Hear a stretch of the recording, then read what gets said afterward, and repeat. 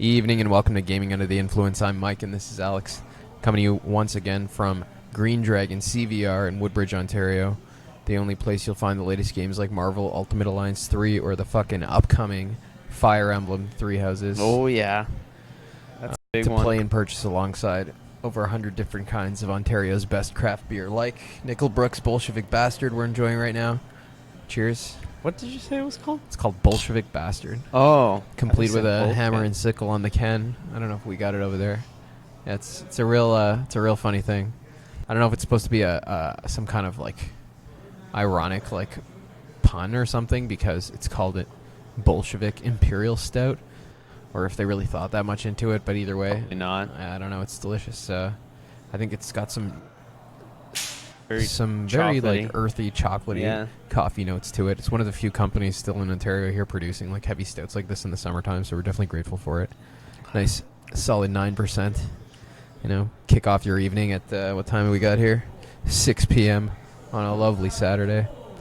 And we're in the midst of what we call the Great Game Drought of 2019. This dead period in the summer where, you know, lacking any prominent releases to enjoy with the broader community, we've delved back into a number of our favorites from the past. Last week we discussed BioShock, Xenoblade Chronicles 2, which I don't think we're done discussing. There's a lot left to say about those games. I don't even know if I can talk about that game. Yeah. Xenoblade? No, we'll talk about that eventually. Yeah, we need more time to compile I need a year on that thoughts one. and opinions. Yeah, very complex in terms of its mechanics and world. But this week we decided to jump into Spyro Reignited. Why did we do that? What was the impulse behind that today? I'm gonna be honest. I was sitting over there, and I just thought I wanted to play Spyro. I've had it since Christmas, and I haven't even done it. It came out last November, didn't it? Yeah, a while ago. Yeah, but I've wanted to play it ever since. And I was just looking at the shelf, and I was like, "Fuck, no, I don't want to play Spyro." So we booted it up. Yeah, and here we are. Spyro. We got some decent footage. We made some decent progress, and I think we have, you know, based on what we were looking at, you made a significant progress through the game already. I think so. You probably could have finished it by the end of the night, eh? Yeah, I think I unlocked the first game. Half of the areas there, but... And I think this is interesting because it gives us some insight into the state of things. In what year did you say this was made? The original Spyro was in 1998. Yeah. So, design philosophies as well as mechanics, you know, and their state in that year, in comparison to now, it's something that, you know, I know I'd like to discuss again in the future, but just to touch on it now is interesting. You know, a welcome break from the stuff we've been talking about for the past week. So, without ado, what do you say we start with the mechanics, the loop, the genre? Let's go for it. The genre conventions, you know? And I don't know about you, but to me it felt tight and very engaging to play moment to moment. There's responsive and agile controls. You can dodge left and right with the shoulder buttons. Feels great to jump and glide around, headbutt enemies, singe giant scythe-wielding nightmare fucking scarecrows, you know? Yeah, I've always known Spyro to be like that, like really fluid and fast game from what I remember playing the original back then, and it's like even better. Of course, yeah, definitely. Modern. It feels very fluid. And it's fun to run around, glide, and I haven't played the first one, like the original, in a long time, but it definitely feels like they slightly tweaked the mechanics, especially when you're dashing to make it a little bit more responsive and controllable. Yeah, I mean, I think it's completely, you know, it's not scientific fact, but that's the intuition I have playing it now. Yeah, I feel like especially if you probably go back and play the original, you'll notice it's not as fluid as we may remember, but this does a good job of making it touched up mechanically, making it certainly feel that way. Yeah, exactly. The progression loop, I guess, is founded in the first one on seeking out Spyro's crystallized dragon pals, or, you know, the eggs, and you're the dragon, rescuing them across. At the beginning, it looked like to me same-ish looking fantasy palace environments, but that changed after. Fighting enemies and completing various like platforming and flying segments, like the plane one we labored at for a while. Oh yeah, that was pretty fun and interesting. Yeah, it was awesome. Nice break. Still employing like a number of the mechanics you use in a normal level, so as to not feel like that Mario Odyssey-esque like sense of dislocation. You're playing a different game altogether. Like just like your glide is infinite gliding. Yeah, that's right.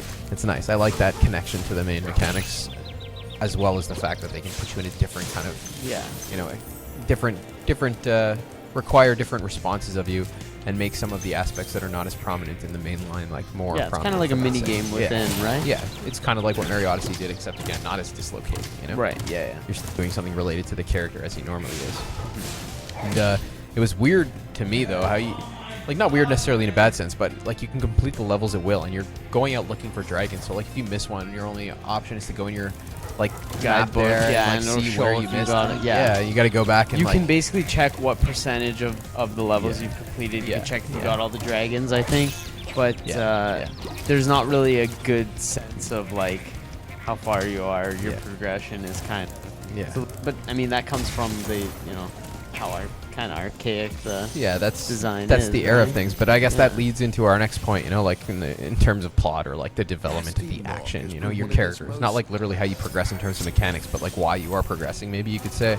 And it seems to me like there's a decided lack of forward momentum, due to almost like non-existent plot. Like there's a plot, very basic one, a basic story, tangible motivation for doing anything beyond the just sense of joy, experiencing the mechanics really, which is good enough, but nor is there much in the way of enemy variety to fascinate the player and draw them forward. Like there are different models. Like again, that Scarecrow one stands out to me, but it's not like playing Souls or another game like that where there's like a bestiary of things and you're in awe and wonder every time you see something new. Like it's none of that really to draw us forward. It didn't even seem like there were many. Like there wasn't a boss encounter, was there, in the time we were playing? I don't think we reached one. I don't even remember if there are in Spyro, to be honest. Yeah. As well as find out. The characters really exist to justify the collectathon mechanics, at the end of the day. It very much possesses the aesthetic and thematic flavor of a 90s era mascot platformer like Crash Bandicoot or Mario, for better or worse. So like better in this sense that it provides a mechanical and like, world building or cosmological kind of advantage in its simplicity, right? Like the mechanics are set, they're enjoyable, they're good on their own. The world can be like very black and white too, and not necessarily a bad thing in that way. As well as, there's an endearing art style to these games, right? Reminiscent of Pixar movies or World of Warcraft, kind of. I'm sure a lot of people find that enjoyable. Yeah, it's very much like you had said, Ratchet and Clank. Yeah. In those style of, even like Jack and Daxter. That's right, yeah. It looks a lot like that, but the it difference does feel a little bit soulless compared to those. Yeah, it's worse in that there's very little room to expound on the entities in the world, created as they are to be icons more than fleshed out individuals. Compared to other productions of the same era, like from Metal Gear Solid.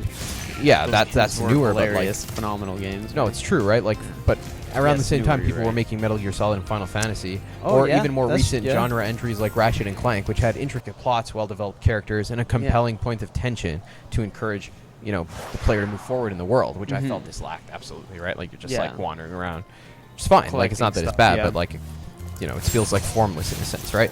And those games though, they had a loop that existed to serve the characters. It felt like even in Ratchet and Clank, where you're doing stuff like Ratchet and Clank are themselves individuals in the world with motivations to go to the new places that they go to, their relationship with Quark and the villains and stuff. Yeah, this to me was the weakest point in the game, really. The only weak point in the game, actually, in my opinion. This like not necessarily the universe, which is awesome, not the things you're individually doing, but like at the level of plot, like the things depicted, it seems like the weakest, the individual things in the world, But it's clearly, when you look at the old games, like you brought up the Final Fantasies and stuff, I guess they sort of went a different way with making their games more story and character heavy, and sort of this is more of a, I guess the focus would be more on just general like gameplay moment to moment, right? Like you said. Not even necessarily though that it needs to have like some kind of emotive cast of characters that you grow to like know and love over or whatever, but like even just something more of a just plot something you're saying, to move you forward fictionally, right? Not just like, you're dropped in the world, you go do this and that, like same capture all the collect all the stuff, and then I guess even if it had like some kind of mythological or like fairy tale-esque plot, not like not like a modern not like The Last of Us, like fucking Ellie, no, not like something like that, but like just some kind of.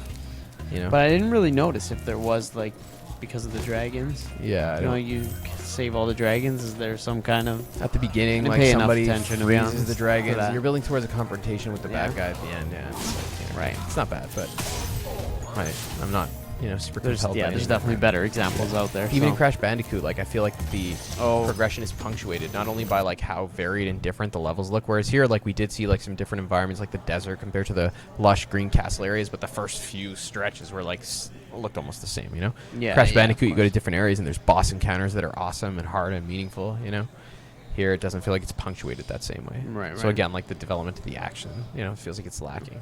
We talked before about boss battles and their integrality to that sense of progression. And I think it's lacking here too.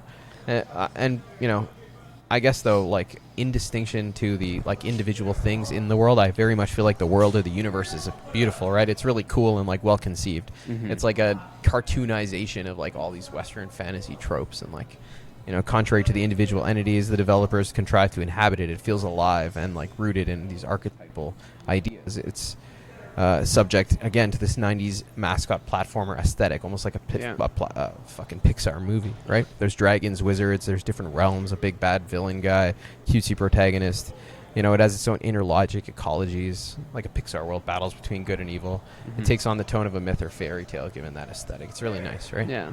The universe is really cool. I just wish they populated it with better things, like more interesting entities. Honestly, I'm surprised because I remember how bland and shitty the graphics were in the like the original PlayStation version of the game, and it's like, even though the areas are all the same, it's almost unrecognizable because of the detail in the grass and, you know, the everything around, the enemies, the characters, it really looks beautiful. It does look nice. Yeah, they did a good job of you know, making it aesthetically pleasing. Yeah, the universe is nice. The art they chose to represent that with is nice. It's just like. But I think that's one of the things. Like Spyro is like, I mean, this isn't even a full price title. It's not a huge nice game, but it mostly is gonna ride or did whatever ride on like the nostalgia of it. Like I wanted to play it just because I played and enjoyed Spyro when I was a kid. Me too.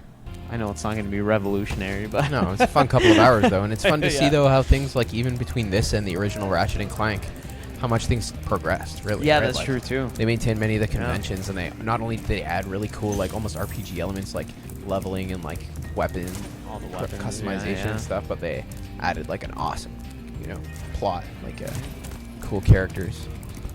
The development of the action was awesome. Right? Yeah, I might actually, I might play Spyro 1 a bit more. I don't think I don't think I'll go through if even 1, 2, and 3, but I might dick around a little bit. You know what, man? Because I remember 1 the most from when I was a kid. Yeah, me too. It was fun. Actually, I remember.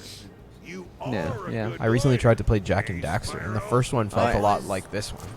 Yeah, running around collecting and stuff. Yeah, third one's totally different game. We should try that. I recently 2 got the was different too. Yeah. From 1 to 2 was a massive change, and then I think to 3, I don't remember because I never actually got like more greedy. I think there was more. Yeah, it was even more of a change. Those games like evolved throughout the titles. It's an opportune time to check those out because they just were re-released as well. You should. Spyro, Jack and Daxter. Yeah. I never played the Ratchet and Clank on the PS4. I don't think was supposedly a remaster. It was like a remaster. It was like a like fucking restart of it. Yeah, like a reboot maybe. And it was like supposed to kind of sync with the movie, so if you didn't watch the movie, you were missing shit. Okay. I actually did watch most of that movie. I think I kind of liked it. Yeah, I want to watch it. Yeah, it was amazing, but it was funny. I like Ratchet and Clank. Ratchet and Clank, yeah. I think it was on Netflix. Yeah. Cool. Yeah, you're right. I'm gonna check that out. Yeah, that's our solution to the great the Drought. Yeah, we're check out these we're older drying games. up here. So coming back at you though, like in coming weeks with our thoughts on BioShock and Xenoblade Chronicles 2, both. Yeah, BioShock is in the works, and at some point, Fire Emblem is just gonna drop, and that's gonna intrude a lot. I think. Yeah. So, anyways, I don't know outside of that what else. Yeah. I think that's everything, man. Yeah. Guess we're fucking signing off, eh? Yeah. Gonna finish our strong beer. See if our eyes can't get any redder. They're already quite red. Yeah, aren't they?